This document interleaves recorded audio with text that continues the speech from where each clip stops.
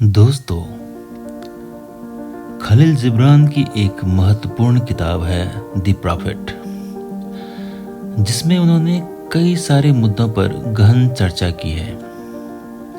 उन चर्चाओं का संकलन इस किताब में उन्होंने किया है और हमने पिछले वीडियो में उनकी उन चर्चाओं में से कुछ एक के बारे में बातें की थी। आज हम आगे बात करेंगे। इसी में एक चर्चा है विवाह से संबंधित विषयों की। इसमें लिखते हैं कि इसके पश्चात अलमित्रा ने एक बार फिर कहा, स्वामी, हमें विवाह के बारे में कुछ बताइए। तब उसने उत्तर देते हुए कहा, तुम साथ साथ पैदा हुए और तुम हमेशा साथ साथ रहोगे। तुम उस समय भी साथ साथ ही होगे जब मृत्यु के सफेद पंख तुम्हारे जीवन को तहस नहस कर देंगे। हाँ, सच में तुम ईश्वर की शांत स्मृति में साथ साथ रहोगे। फिर भी अपने इस एकजुटता में थोड़ी बहुत जगह रहने दो और स्वर्ग की हवाओं को अपने बीच नृत्य करने दो। एक दूसरे से प्रेम करो, लेकिन प्रेम को बंधन न बनाओ, बल्कि अपनी आत्मा के किनारों के बीच उसे चलायमान समुद्र बनने दो। एक दूसरे के प्याले को भरो, लेकिन एक ही प्याले से बिल्कुल मत पियो। साथ साथ गीत गाओ, नृत्य करो और आनंद उठाओ। फिर भी प्रत्येक का अपना अपना अस्तित्व रहने दो। जिस प्रकार वीणा के तार अकेले होते हैं जबकि वे एक ही साथ संगीत उत्पन्न करते हैं। एक दूसरे को अपना हृदय अर्पित करो, लेकिन एक दूसरे के संरक्षण में ना रहो। तुम्हारे हृदय केवल तुम्हारे जीवन के हाथों में समाविष्ट हो सकते हैं और एक दूसरे के साथ खड़े रहो, लेकिन एक दूसरे के बहुत अधिक निकट नहीं, क्योंकि मंदिरों के स्तंभ अलग अलग खड़े होते हैं और बलूत और साइप्रस के पेड़ एक दूसरे की छाया में नहीं बढ़ते। खलील जिब्रान ने अपनी इस किताब द प्रॉफिट में अगली चर्चा संतान के संबंध में की है। इसमें उन्होंने लिखा है, फिर एक महिला जो अपनी छाती से एक छोटे से बच्चे को लगाए हुए थी ने कहा, हमें संतान के बारे में कुछ बताइए। तब उसने कहा, तुम्हारी संतान अपनी संतान नहीं है, वे तो परम जीव द्वारा अपने लिए की गई कामना के पुत्र एवं पुत्री हैं। तुम उनके लिए इस संसार में आने हेतु साधन मात्र हो, लेकिन वे तुम में से नहीं आते, और हालांकि वे तुम्हारे साथ हैं, फिर भी वे तुम्हारे नहीं हैं। तुम उन्हें प्रेम तो दे सकते हो, लेकिन अपने विचार न दो, क्योंकि उनके पास स्वयं के विचार हैं। तुम उनके शरीरों को भले ही घरों में रखते हो, लेकिन उनकी आत्माओं को नहीं, क्योंकि उनकी आत्माएं तो भविष्य के घरों में रहती हैं, जहां तुम नहीं जा सकते, यहां तक कि उनके सपनों में भी नहीं।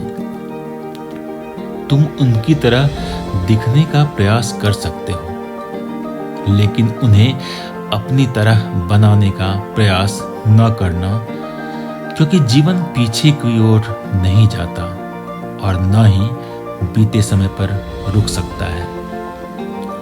तुम वह धनुष हो जिससे तुम्हारे बच्चे जीवित तीरों की भांति निकलते हैं। धनुषधारी अनंत के मार्ग पर निशाना लगाता है और तुम्हें अपनी शक्ति के आगे झुकाता है, ताकि उसके तीर तीव्र गति से दूर जा सकें।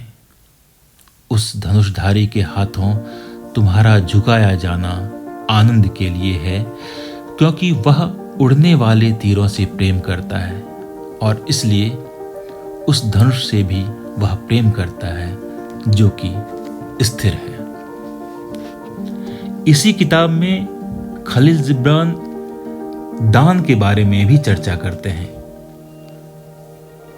इसमें वो लिखते हैं कि इसके पश्चात एक धनी व्यक्ति ने कहा, हमें दान के बारे में कुछ बताइए। और उसने बताना शुरू किया। जब तुम अपनी संपत्ति में से कुछ देते हो तो केवल बहुत ही थोड़ा देते हो, अर्थात नहीं के बराबर। जब तुम अपने आप में से कुछ देते हो तब वास्तव में कुछ देते हो, क्योंकि तुम्हारी संपत्ति क्या वही चीजें नहीं हैं जिन्हें तुम इस डर से अपने पास सुरक्षित रखते हो कि भविष्य में इनकी आवश्यकता पड़ सकती है। और कल, यही कल उस बेहद चालाक कुत्ते को क्या देगा जो रेत में हड्डियां दबाता हुआ पवित्र नगर की ओर जाने वाले तीर्थयात्रियों का पीछा करता है। और अभाव का डर क्या है? केवल स्वयं अभाव ही तो है। जब तुम्हारा कुआं भरा हुआ हो, क्या तब भी न बुझने वाली प्यास भयानक नहीं होती? संसार में ऐसे लोग भी हैं जो अपनी अथाह संपत्ति में से बहुत थोड़ा दान करते हैं, और इतना भी वे अपनी पहचान बनाने के लिए देते हैं, और उनकी अंतर्निहित इच्छाएं उनके इस दान को अलाभकारी बना देती हैं। इसके विपरीत संसार में ऐसे भी लोग हैं जिनके पास बहुत कम है, लेकिन वे सारा का सारा दान दे देते हैं। ये लोग वही हैं जिनका जीवन में विश्वास है और जीवन की उदारता में भी, और उनका खजाना कभी खाली नहीं होता।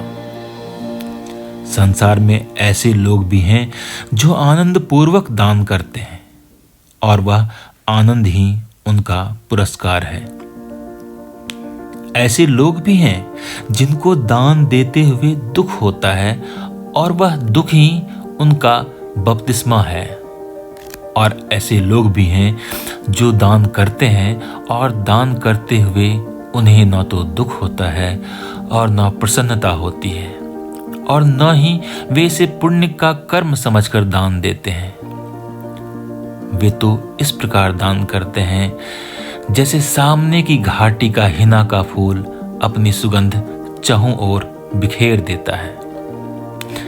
इसी प्रकार के लोगों के बीच ईश्वर का वास करता है, अर्थात इन्हीं दानी लोगों के माध्यम से ईश्वर बोलता है, और इनकी आंखों के द्वारा ही वह अपनी मुस्कुराहट धरती पर बिखेरता है।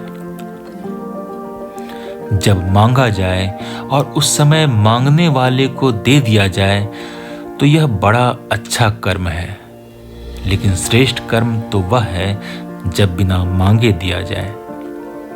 खुले हाथों से दान करने वाले व्यक्ति को अधिक प्रसन्नता तब मिलती है जब उसे दान देने की अपेक्षा दान लेने वाले की तलाश हो। और तुम्हारे पास ऐसी क्या चीज है जिसे तुम देने से इनकार करो? जो कुछ भी तुम्हारे पास है, एक न एक दिन वह सब तुम्हें देना ही पड़ेगा। अतः जो देना है अभी दे दो, ताकि दान देने का समय तुम्हारे उत्तराधिकारियों का नहीं बल्कि तुम्हारा ही रहे। तुम अक्सर कहते हो, मैं दान दूंगा, लेकिन सुपात्र को ही। तुम्हारे बगीचे में खड़े पेड़ तो ऐसा नहीं करते, और ना ही तुम्हारे चारागाह की भेड़ें ऐसा करती हैं। वे दान करते हैं ताकि वे जिंदा रह सकें, क्योंकि रोक कर रखी हुई चीज ही नष्ट होती है। जो चीज, जो दिन व रातों का दान प्राप्त करने के योग्य है, वह निश्चय ही तुम में से बचे हुए सभी कुछ को प्राप्त करने योग्य हैं। और जो जीवन समुद्र में से पीने योग्य है, वही तुम्हारी छोटी सी धारा में से अपना प्याला भरने की योग्यता रखता है। फिर उससे बड़ा रेगिस्तान ही क्या होगा जो दान लेने का साहस विश्वास में नहीं बल्कि उदारता में है। फिर तुम हो कौन जिसके सामने आदमी अपनी छाती खोले और अपने स्वाभिमान पर से पर्दा हटा दे ताकि तुम उनकी योग्यता को नग्न और उनके आत्मसम्मान को निर्लज्ज होते हुए देख सको।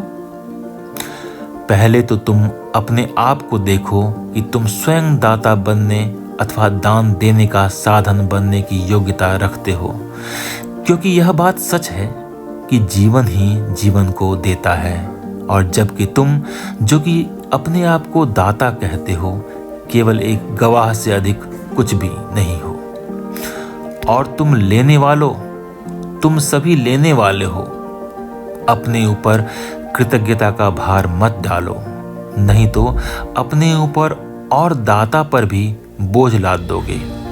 बेहतर है कि दाता के साथ साथ उसके दान के सहारे ठीक वैसे ही ऊपर उठो जैसे कोई वृक्षों के सहारे ऊपर उठता है, क्योंकि अपने ऋण के बारे में बहुत अधिक सचेत होना उसकी उदारता पर संदेह करना है, जिसके पास मुक्त हृदय वाली पृथ्वी रूपी माता और जिसके पास ईश्वर रूपी पिता है। धन्यवाद।